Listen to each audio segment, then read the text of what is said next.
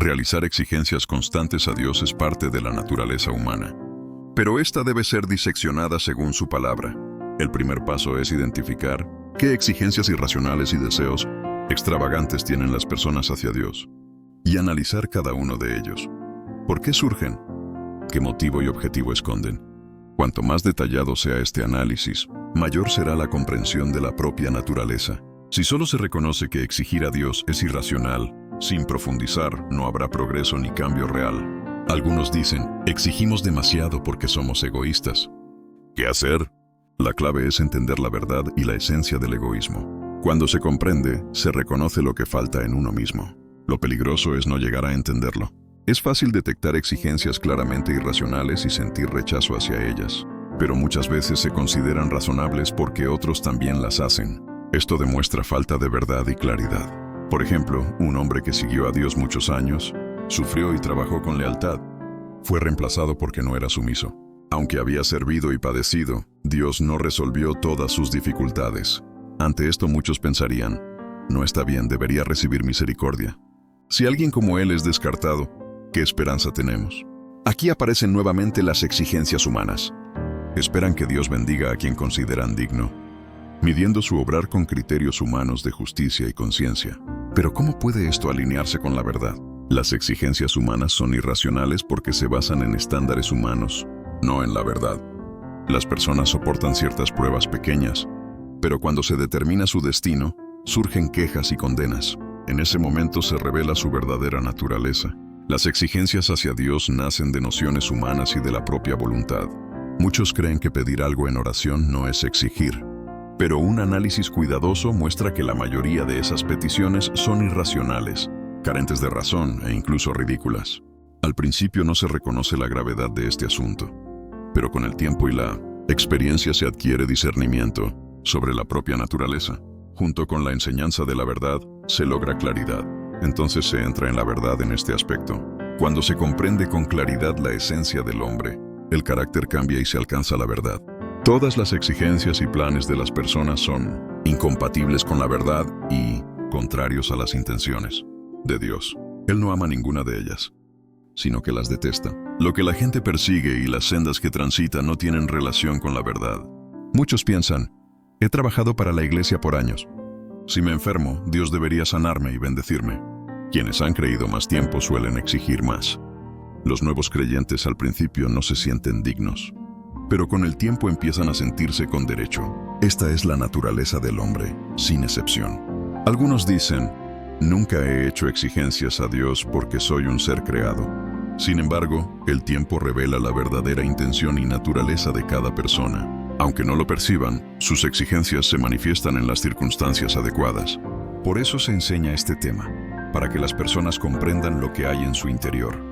Creer en Dios o trabajar para la iglesia no significa que se merezca recibir bendiciones materiales, respeto o cuidados especiales. Estas ideas surgen inconscientemente tras mucho esfuerzo y se convierten en exigencias hacia Dios. Con el tiempo las personas creen tener capital y empiezan a exigir más. ¿Pero merecen estas cosas? Dios las prometió. Si algo no te pertenece y lo reclamas con terquedad, se opone a la verdad y proviene de la naturaleza satánica. El ejemplo del arcángel lo demuestra.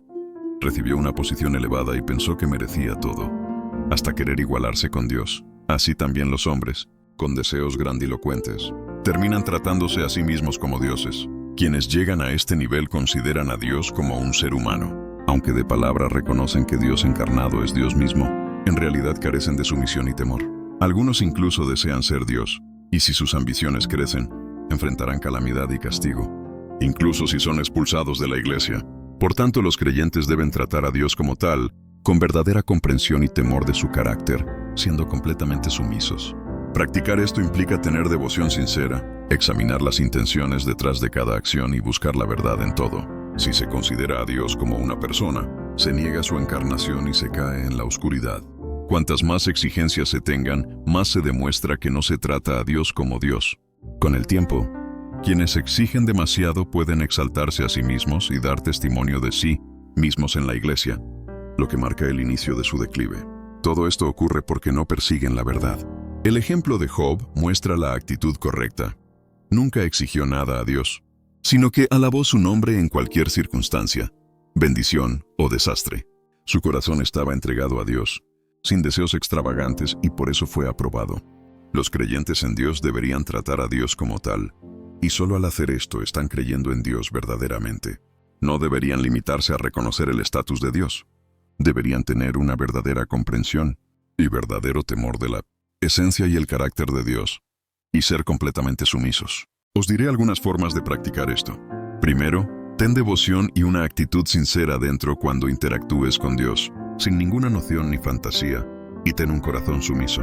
Segundo, lleva ante Dios las intenciones detrás de todo lo que digas, de cada pregunta que hagas, de todo lo que hagas, para examinarlas y orar. Solo si sabes cómo practicar de acuerdo con los principios verdad y con base en la palabra de Dios podrás entrar en la realidad verdad. Si no buscas la verdad, no solo no podrás entrar en la realidad verdad, sino que acumularás cada vez más nociones, y eso traerá problemas. Si consideras a Dios como una persona, entonces crees en el Dios vago en el cielo. Habrás negado por completo la encarnación y ya no reconocerás al Dios práctico en tu corazón. En este momento, te convertirás en un anticristo y caerás en la oscuridad. Cuantas más justificaciones tengas, más exigencias le harás a Dios y más nociones tendrás sobre Él, lo que te pondrá en creciente peligro. Cuantas más exigencias le hagas a Dios, más se demostrará que simplemente no tratas a Dios como tal. Si siempre albergas exigencias a Dios en tu corazón, con el tiempo, es probable que empieces a tratarte a ti mismo como Dios. Y darás testimonio para ti mismo cuando trabajes en la iglesia. E incluso dirás, ¿acaso Dios no da testimonio para sí mismo? ¿Por qué no puedo yo? Porque tú no comprendes la obra de Dios. Tendrás nociones sobre Él y no tendrás un corazón temeroso. Tu tono de voz cambiará. Tu carácter se volverá arrogante y al final comenzarás gradualmente a exaltarte y dar testimonio para ti mismo. Este es el proceso del declive del hombre y se genera por completo porque éste no persigue la verdad. Aunque Job nunca había visto a Dios ni oído sus palabras, él ocupaba un lugar en su corazón. Su actitud hacia Dios era, bendito sea el nombre de Jehová. Bendecía el nombre de Dios de manera incondicional, sin importar las circunstancias ni buscar razones. Job entregó su corazón a Dios permitiendo que lo controlara. Todo lo que pensaba y decidía estaba abierto ante él. No se oponía ni le pedía nada. Tampoco albergaba deseos extravagantes. Job no trataba a Dios como si fuera un negocio. No exigía recompensas ni condiciones. Alababa su nombre por su poder y autoridad sobre todas las cosas, independientemente de recibir bendiciones o sufrir desastres. Creía que, tanto en la prosperidad como en la adversidad, el poder y la soberanía de Dios permanecen inmutables, y por ello el hombre debe alabarlo siempre. Que Dios bendiga o permita el desastre depende de su dominio, y los cambios en la vida humana son manifestaciones de esa autoridad. Durante su vida, Job experimentó y comprendió estas verdades. Sus pensamientos y actos llegaron a la presencia de Dios, quien los valoró y los consideró importantes. Dios apreciaba que Job tuviera un corazón dispuesto a esperar su mandato, aceptar cualquier circunstancia y someterse a todo lo que viniera de él. Job no imponía exigencias. Lo que se exigía a sí mismo era aceptar y afrontar las disposiciones divinas, convencido de que esa era su obligación y lo que Dios deseaba. Lo notable es que Job alcanzó este conocimiento sin haber visto a Dios ni recibido directamente sus palabras, mandatos o enseñanzas. En términos actuales, poseer tal actitud hacia Dios sin guía explícita es algo extraordinario. Su fe y su misión eran suficientes para que Dios elogiara y apreciara su testimonio. La gente no está cualificada para imponer exigencias a Dios. Hacerlo es irracional. Dios obra según su voluntad y su carácter es justo. Esta justicia no significa igualitarismo ni dar a cada uno lo que cree merecer por su esfuerzo. Es la expresión de su soberanía y rectitud. Muy pocos comprenden realmente el carácter justo de Dios. Si Dios hubiera eliminado a Job después de su testimonio, ¿sería justo? Sí, porque la justicia de Dios no depende de las nociones humanas. La gente suele llamar justo a lo que concuerda con sus ideas, pero cuando no lo entiende, duda. Sin embargo, Dios no necesita justificar sus actos ni explicar sus reglas. A sus ojos, un ser corrupto y opuesto a él carece de valor, y como lo maneje siempre será correcto. Incluso si alguien que ha dado testimonio fuera destruido, eso también sería justicia. La destrucción de Satanás es una expresión de la justicia de Dios. Y si Dios permitiera que Satanás perdurara, también sería justo, aunque difícil de comprender para los hombres.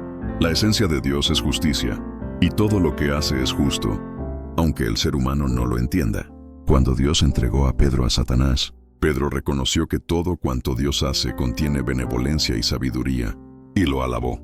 La razón por la que Dios no destruye a Satanás durante la obra de salvación es para que la humanidad vea claramente cómo ha sido corrompida y hasta qué punto, y cómo Dios la purifica y salva.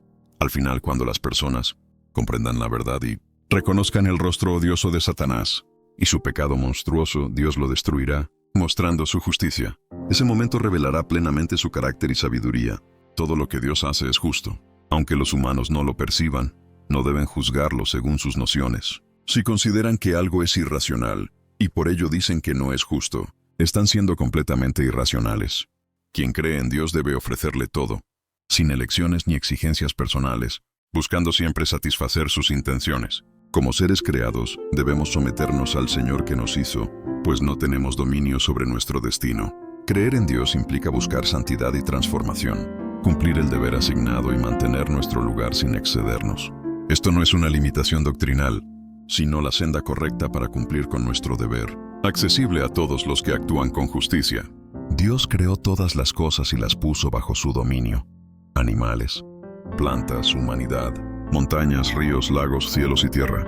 Todo debe someterse a sus orquestaciones, pues así fue decretado por su autoridad. Él gobierna y ordena todas las cosas, cada una con su posición según sus deseos. Nada puede sobrepasar a Dios.